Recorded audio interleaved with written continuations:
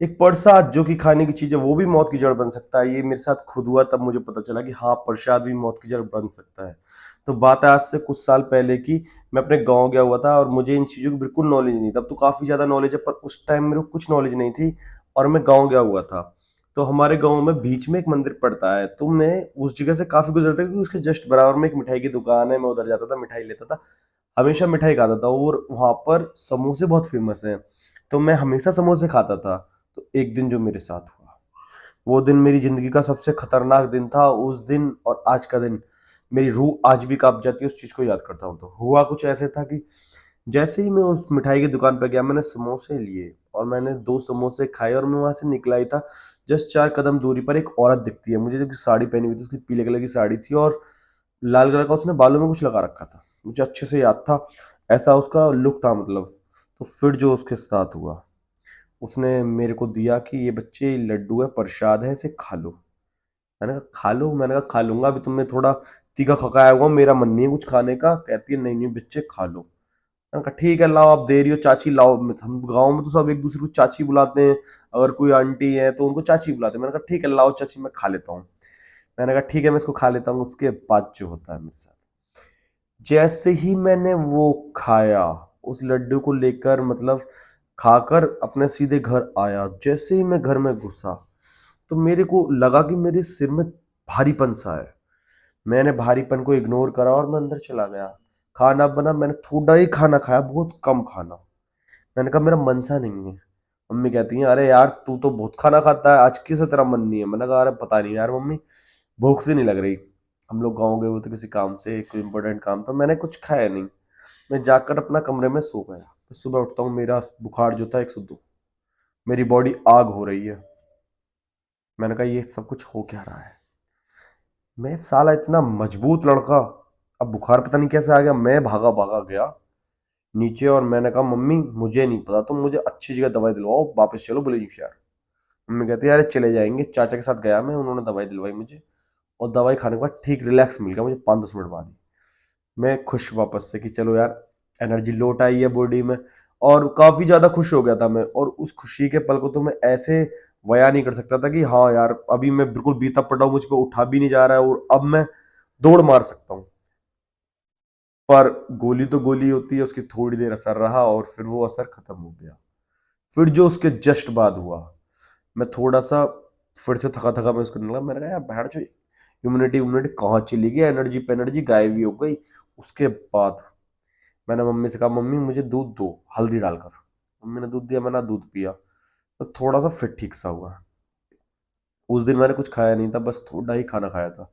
रात हो गई, मम्मी ने कहा चलो रात हो गई बेटे, अब खाना खा लो, खाना बना रखा है। मैंने कहा अरे मम्मी खाना क्या बना रखा, मेरा मन नहीं है। मम्मी कहती है तेरा मन नहीं है, कल भी तेरा मन नहीं था, कल रात तूने खाना नहीं खाया, अब तू खाना नहीं खा रहा, फिर कहेगा मैं दोबारा से बीमार हो गया। मैंने कहा अरे यार मम्मी अब क्या कहूँ मैं तुम्हें से, मेरा मन ही नहीं है। फिर भी मैंने एक रोटी खा ली और जैसे ही मैं उस एक रोटी खा के अपने कमरे में गया, मेरे को वॉमिटिंग हो गई, मतलब उल्टियाँ हो गई। और मैं बाहर आया और मैंने भाई साइड में हमारे एक प्लॉट है, उसमें मैंने उल्टियाँ कर दी। मम्मी कहते हैं क्या हो गया? मैंने कहा मम्मी पता नहीं यार, एक साथ उल्टी सी आ रही है। मैं जी जी मचलने लगा। मम्मी कहती हैं ये तो इतना मजबूत है यार, इसको ना बुखार आता कभी ना कुछ होता, इव्या की तबीयत खराब हुए जा रही है। मम्मी कहती हैं ऐसा कर तू मंदिर में गंगा जल रखा, थोड़ा तो गंगा जल पी ले। मैंने कहा यार मम्मी आज तो मैं नहाया भी नहीं हूँ बुखार की वजह से, तुम ला कर दे दो। मम्मी गई, मम्मी गंगा जल लाई, मम्मी ने मुझे गंगा जल दिया और उस गंगा जल को पीते ही दोस्तों मुझे कुछ इस प्रकार से कुछ हुआ कि मैं तुरंत ही सो गया। 5 मिनट लगी मुझे, नींद आ गई। सुबह उठता हूँ, सुबह मेरी बॉडी थोड़ी भारी भारी सी। मैंने कहा यार ये बॉडी इतनी भारी भारी से क्यों हो रही है, आखिर ऐसा क्या हुआ जो ये बॉडी मेरी इतनी ज़्यादा भारी हो रही है? फिर जो मेरे साथ होता है वो काफ़ी दहला देने वाला था। मैं महसूस करता हूँ कि मेरी हड्डियाँ भी दर्द करने लगी हैं। मैंने कहा यार ये हड्डियाँ क्यों दर्द कर रही हैं? फिर जो मेरे साथ हुआ, मैंने कहा यार मुझे समझ में नहीं आ रहा। मैं साला घेर पे चला गया। गाँव में घेर होते हैं, एक दूसरा घर मतलब जिसमें कोई रहता ना हो, बस घर बना हो। मैं वहाँ चला गया, वहाँ मैंने पेड़ के नीचे खाट डाल ली और मैं वहाँ लेट गया। मैं रील देखने लग गया और थोड़ा थोड़ा स्क्रॉल कर ही रहा था कि मेरी आंखें भारी होने लगी। मैंने कहा अब ये साले आंखें भी साथ छूट रही हैं। मुझे एक पल के लिए वो चीज़ याद नहीं थी कि वो औरत ने मुझे लड्डू दिया है। मैं उस चीज़ के बिल्कुल भी मतलब वो दिमाग से ऐसे निकल गई जैसे हुआ ही नहीं है कभी। फिर जो मेरे साथ हुआ, मैंने कहा यार मैं थोड़ी देर सो जाता हूँ। मैं नीम के पेड़ के नीचे सो गया। मैंने उस टाइम भी खाना नहीं खाया, 3 बज गए।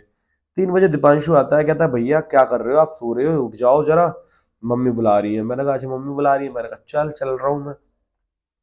तो वहां से हम निकलने लगे तो मैंने जो देखा, एक औरत सेम उसके जैसी साड़ी पहनी हुई, उसको देखते ही मुझे वो औरत याद आ गई। फिर मेरे दिमाग में वो ख्याल चलने लग गया। मैं घर पहुंचा, अम्मी ने मट्ठा वट्ठा दिया मुझे कि यार इसे पी ले ठीक हो जाएगा, थोड़ा सा गुड़ वुड़ दिया खाने के लिए, मैंने वो खाया। मेरे लेकिन दिमाग में वही चल रहा था।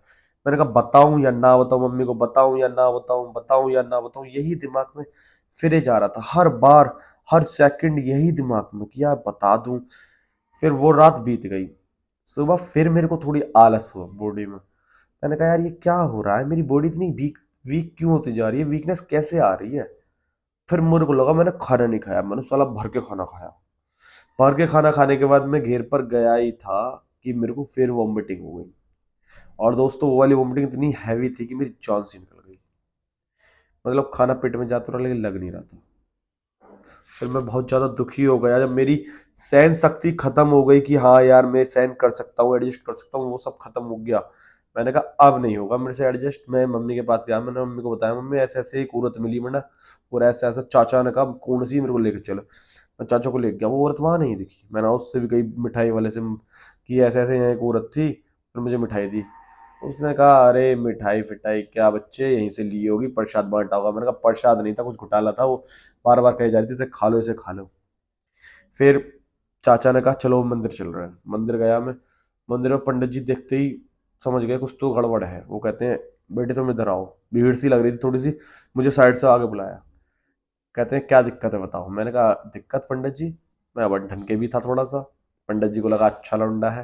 वो कहते हैं कि क्या दिक्कत है। मैंने कहा दिक्कत दिक्कत तो बहुत सारी है, मैं पिछले 4 दिनों से बीमार चल रहा हूँ, तुम्हारे मंदिर के आगे मैंने एक उड़द का दिया वो प्रसाद खा लिया। उसने मुझसे कहा अच्छा ऐसी बात है। वो अंदर रुक गए।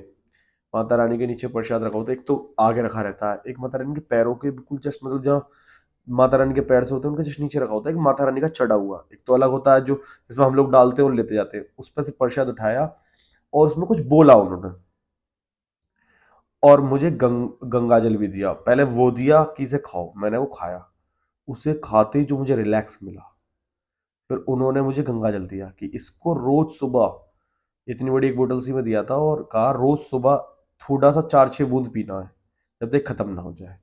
और दोस्तों मैं मैंने उनसे पूछना चाहा क्या हुआ ऐसा। उन्होंने कहा तुम्हारे को ना किसी ने पढ़कर कुछ खिला दिया है जो कि प्रसाद था, प्रसाद के रूप में आपको कुछ बुरी शक्तियां डाल दी, अपनी नजर दोष वगैरह वगैरह, आपको अच्छा देखकर बेटे ऐसे ऐसे कर दिया। मैंने कहा है।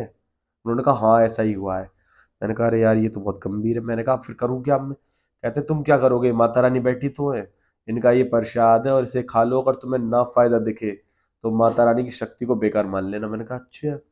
मैंने कहा बेकार क्या मानना, माता रानी तो माता रानी है। मैंने माता रानी के आगे हाथ जोड़े और दोस्तों में वहां से निकल गया। जैसे ही मैं वहां से निकला उसके बाद जो मेरे बात हुआ, मैंने 2-4 दिन गंगा जल पिया भाई, मैं बिल्कुल ओके होने लगा। फिर एक दिन मैं गंगा जल पीना भूल गया। उस दिन फिर मेरी बॉडी में आलस था। मेरे को गलती याद आई यार, अरे ऐसे रात में मैंने 12 बजे पिया, मैं सुबह उठा बिल्कुल ओके। फिर वो गंगा जल शायद 25-30 दिन चला था, और 25-30 दिन में मैं बिल्कुल ओके। उस दिन के बाद मैं साला 6 महीने तक गाँव नहीं गया। और आज भी कोई मुझे प्रसाद देता तो मैं उस प्रसाद को खाता नहीं हूँ। और जो लोग इस वीडियो को देख रहे हैं मैं उनसे भी कहना चाहूंगा कि अगर आपको भी कोई प्रसाद देता है तो कभी भी खाना नहीं है। और कोई बड़ा देख रहा है तो वो अपने बच्चों को जरूर दिखाए, और अगर कोई बच्चा देख रहा है तो वो अपने भाई बहनों को जरूर दिखाए, क्योंकि ये चीज उनके कभी भी काम आ सकती है कि कोई रास्ते में तुम प्रसाद दे रहा है वो कभी नहीं खाना है। कोई भी अपनी नजर उतार के आपको दे सकता है। तो ये चीज आपको हमेशा याद रहनी चाहिए कि कोई भी कुछ भी दे, आपको नहीं लेना और नहीं वो खाना।